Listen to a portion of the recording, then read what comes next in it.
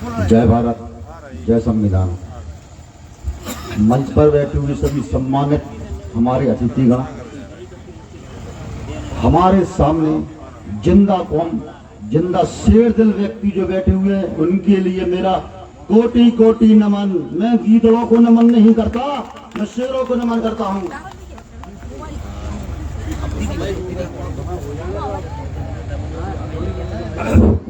आप ही बताएं, अभी आप लोग जो यहाँ बैठे हुए हैं, उनमें से जितने लोधी बंधु हैं, कृपया अपने हाथ खड़े कर लें।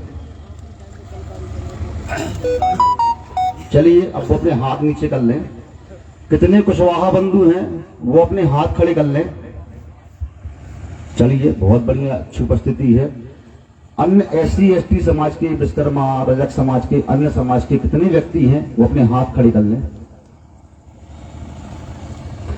चलिए, अब एक काम करिए, लोधी, कुशवाहा, पूरा OBC और SC ST अपने हाथ खड़े करें एक साथ। ये आपकी ताकत है, इस ताकत को पहचानिए साधु। यह जो आपने ताकत दिखाई है ना, ये संपूर्ण ST ST OBC की है। लेकिन हमारे साथ विडंबना क्या है, हम लोधी में बटे हैं, कुर्मी में बटे हैं, कुशवाहा में बटे हैं, कोई विश्वकर्मा में बटा है। विश्वकर्मा में 3 विश्वकर्मा होते हैं, बड़े अलग होते हैं, लोहार अलग होते हैं। क्या बचा रखा, हम चौरसिया में बटे हैं। ये आपकी ताकत को तोड़ने का प्रयास किया गया कई साल पहले। लेकिन हम चूंकि ना तो हजारों साल पहले की बात करेंगे, ना किसी नेता मंत्री को कोसेंगे। मंत्री की इसमें कोई गलती नहीं है कि यहाँ पे अत्याचार हो रहा है। आप लोग है ही अत्याचार सहने लायक। वोट तो आप नहीं ना 35 साल, हमें तो वोट नहीं गई। ऐसे मंत्री क्यों चुनते हो कि समाज की बेटी और बेटे को न्याय दिलाने के लिए घर से निकलने में डर लगे? क्यों चुनते ऐसा नेता मंत्री कि अपनी समाज की बैठकों में ना जा सको, अपने रिश्तेदारों की मौत पे भी ना जा सको?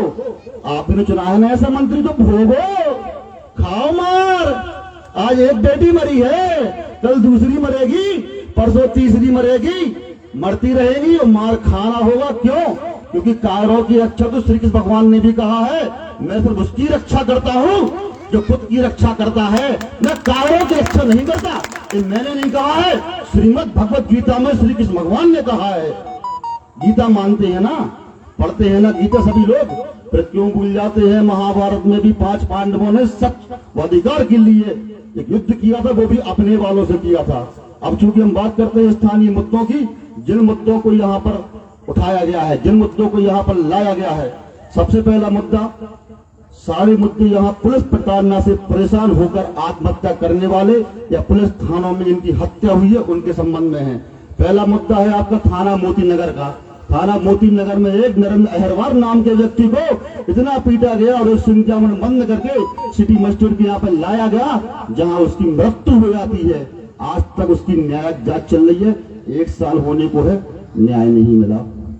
6 महीने पहले, क्यों? क्योंकि उस घटना में अगर हमारे SP साहब, SP महोदय साहब थाना मोती नगर में संज्ञान ले लेते और साथ की अच्छी कार्यवाही कर देते, दूसरा बच्चा नहीं मरता।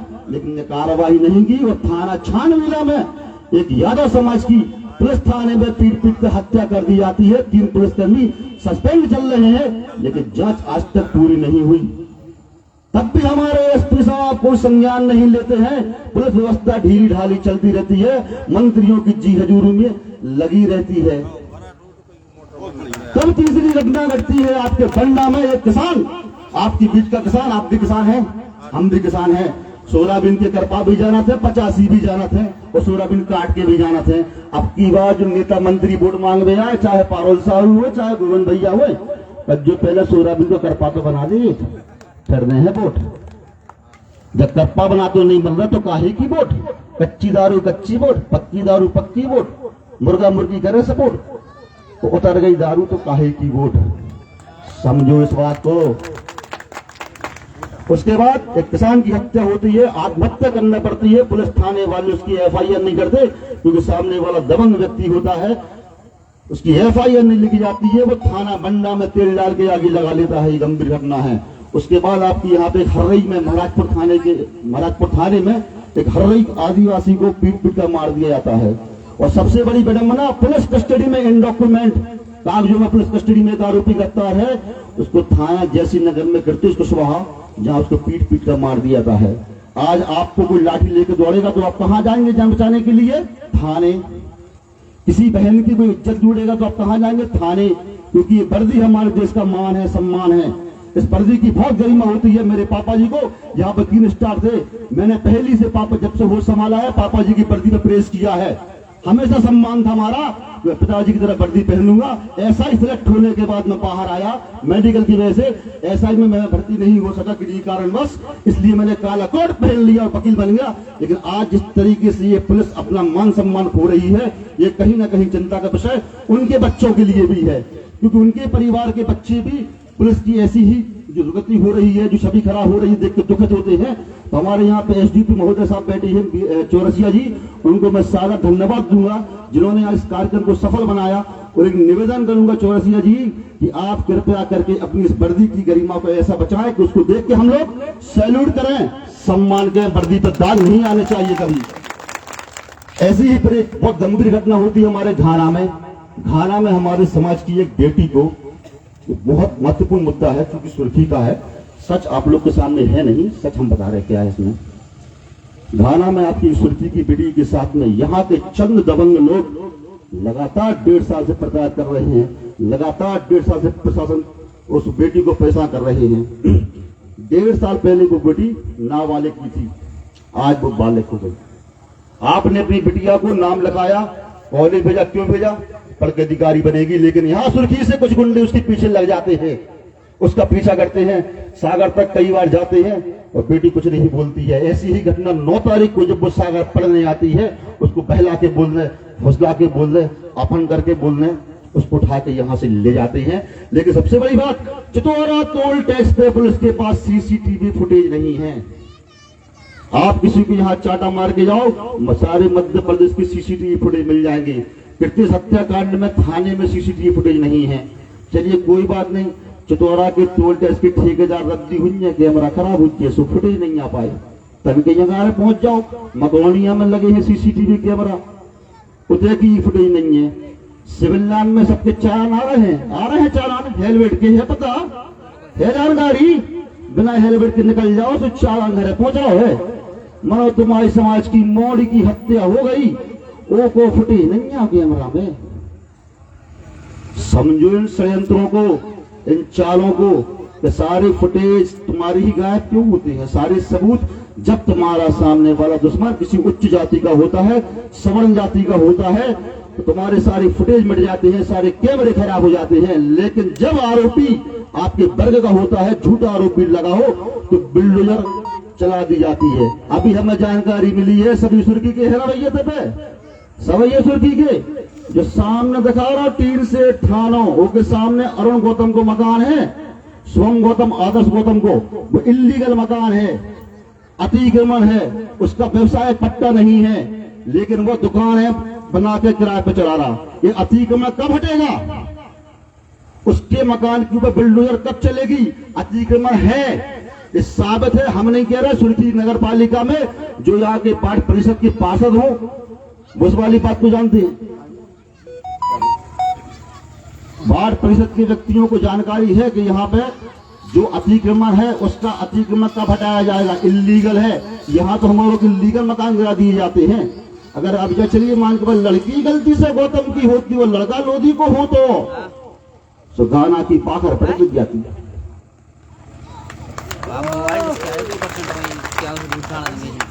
आज मोड़ा गौतम समाज को है और मोड़ी लोधी समाज की है, जो बनो सामने मकान सबको पता है इल्लीगल है।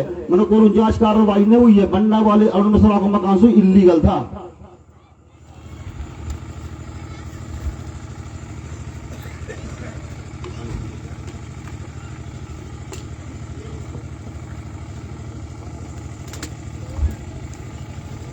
बंडा वाला मकान भी इल्लीगल था अरुण मिश्रा का, आज तक नहीं गिरा। और हमारे न्याय मांगने गए तो पुलिस ने लाठीचार्ज किया, लाठियां खाई। हमारा सिर्फ यहाँ पे जो आंदोलन करने का मात्र एक उद्देश्य है, उद्देश्य ये कि यही है कि लाठी का तो हमारा खाली था साहब, बहुत पक्के हैं, लोधी आए फावड़े की अति बहुत चलाए हैं। लेकिन अब डर जो लगन लगो है श्रीमान जी कि हम लठिए मात्र 1000 खापे है कि 2000 खापे है कि 3000 खापे है। ऐसे आगे हिम्मत नहीं बची आए कितने गाय जान से न मारो, बिटिया गाय को मन न पड़े।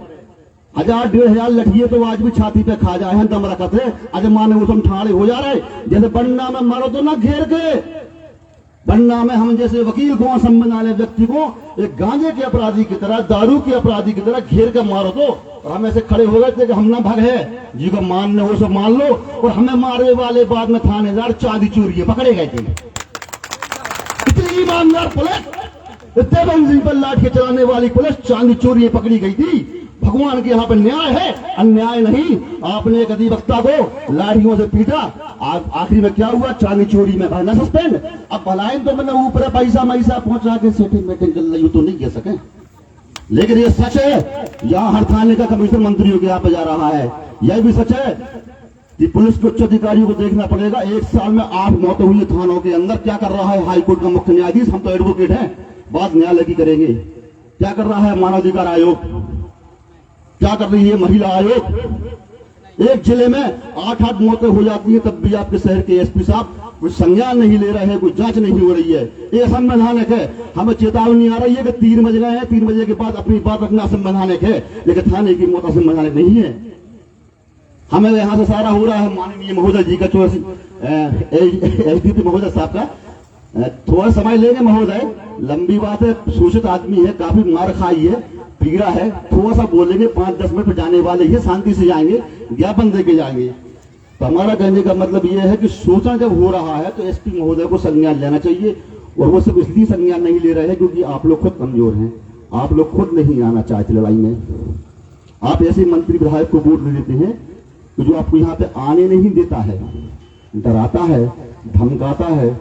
तुम्हारे जो नेता है ना समाज की, उन्हें स्कॉर्पियो दे दे है, बोलेरो दे दे है, दारू मुर्गा सब दे दे है। मतलब क्या कहे कि समाज की बैठक में न जाओ। हमारे पे बहुत से आदमी बैठे हैं, जे बैठे दीन मम्मा चतुर्भटा के शेर, इन जैसे आदमियों के संग अखाड़ों सीखो।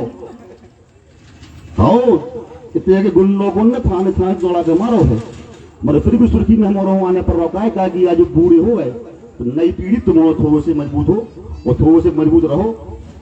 ज्यादा लंबी बात नहीं लेंगे, हल्की सी 1 और 2 बात और बोलते रहे जो हम लिख के लाए थे। मकान अतिक्रमण बना हुआ है, इस संबंध में ज्ञापन भी दे रहा हूं। मकान टूटना चाहिए, 7 दिवस के अंदर मकान नहीं टूटता है तो यहाँ पे एसडी महोदय की शिकायत हम हाईकोर्ट करेंगे।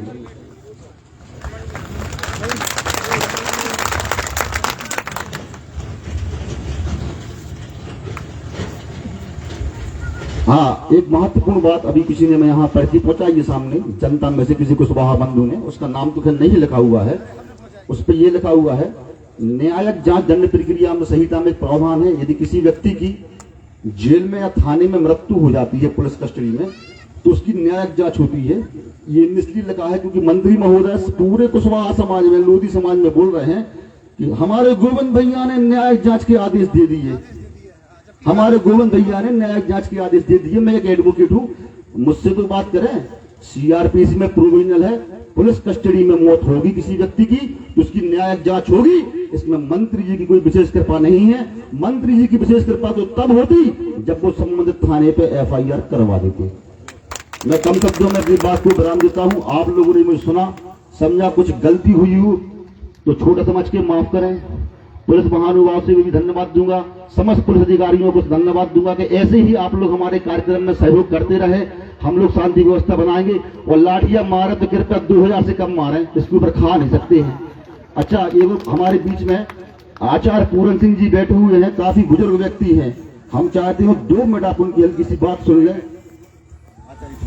आचार्य पूरन सिंह जी काफी भ्रष्ट हैं, क्योंकि उनने ये बोला कि हम युवा हैं और इनने खुद ही कहा कि चाहे हम ना बोल पाए लेकिन युवाओं की भड़ास निकालनी चाहिए। लेकिन आचार्य जी की हमें चाहते हैं, काफी बौद्धिक व्यक्ति हैं, राष्ट्रीय स्तर के व्यक्ति हैं, आप उनकी बात 2 मिनट सुने फिर खत्म करते हैं।